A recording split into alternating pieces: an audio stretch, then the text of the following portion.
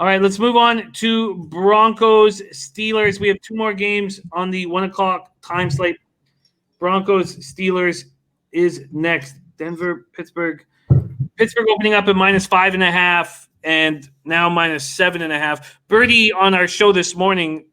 So we're Tuesday night opening line show. On Tuesday morning, Birdie said, get on Pittsburgh right away. They were just -6 at the time. And I was just had so much work to do. Birdie says Steelers -6, and it is bet. Man. All right. Well, let's start with the Broncos. Fangio was absolutely terrible. I mean, I couldn't believe what I was seeing. It was like watching a car crash in slow motion there in the last minute and a half. What, he's not calling timeout? Why is he not calling timeout? Why is he not calling? Like, I couldn't. Sitting there with 3 timeouts with 13 seconds left, he looks. I mean, I don't know why he wasn't open hand slapped on the sidelines. I don't know how anyone could have any confidence in him whatsoever. And it was just a debacle. That was some of the dumbest decision making that I can remember. Watching Fangio just sitting there staring while the clock was ticking down. Broncos lose Von Miller before the season starts. You talked about Von Miller gone, Cortland Sutton gone, both last week. KJ Hamler, their second-round pick in the draft, the receiver, out. Philip Lindsay, foot injury.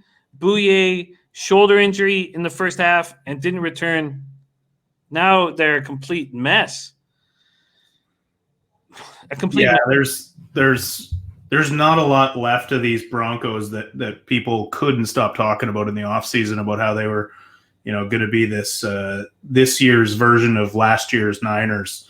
Where they just come out of nowhere. But I look when they traded away, or not traded away. I guess Chris Harris. Did Chris Harris leave in free agency, or did he get traded? I can't remember. But I mean, that was the first domino, and then now you just look at the injuries piling up, and like you said, Fangio. I got a soft spot for Fangio, but that was terrible, and his explanation didn't do anything to help him out. It just looked like a man who didn't quite understand the situation. I don't have any faith in the Broncos at all. I didn't before any of this. I really thought the hype surrounding them was insane. Jerry Jeudy did really flash. He looked...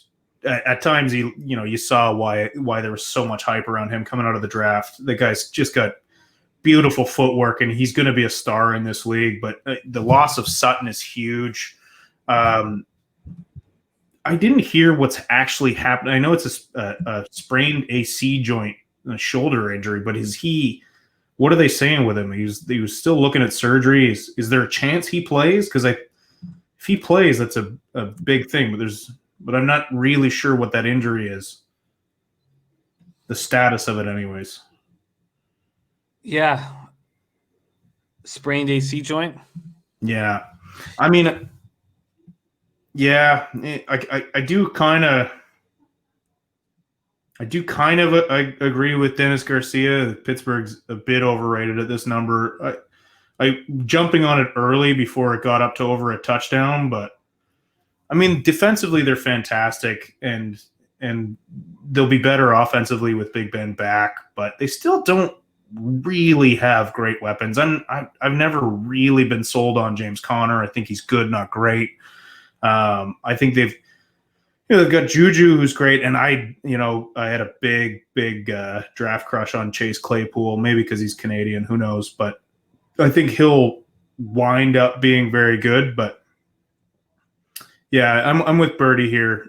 Don't bet it at 7.5. I think the opportunity's potentially gone to get it where Birdie got it. But I mean, I like Pittsburgh in this. Not enough to take them at 7.5 though. Roethlisberger goes 21 of 32 for 229 yards. Connor leaves the game in the second half with an ankle injury. They lose 2 guards. They lose Stefan Wisniewski and Zach Banner to injuries. There's Robert Allen joining us. Kyle Bogart. We got Lily Gunn, half of the Vegas Gun Award for excellence in capping, joining us. We got Royalty joining us, Lily Gunn. I I agree. Birdie tried to give me the 6, and I was just too overwhelmed to take it this morning. Show up, 6 hours later, 7 hours later, and it's gone. This total here is at 41 and a half or 42. It's dropping fast. Do you have any lean on the total? I mean, it just feels it feels low, but I don't think we are going to get many points in this. I don't see either team really lighting it up, but it's just too low for me to jump on that either.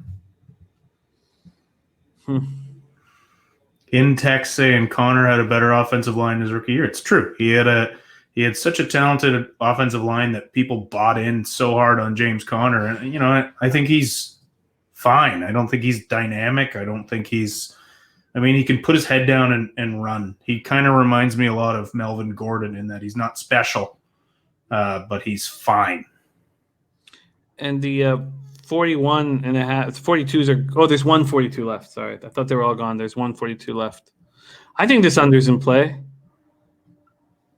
It could be. I'd be more inclined to play the under if Von Miller wasn't out. No doubt. I think the under's in play. I expect to make a move on the under.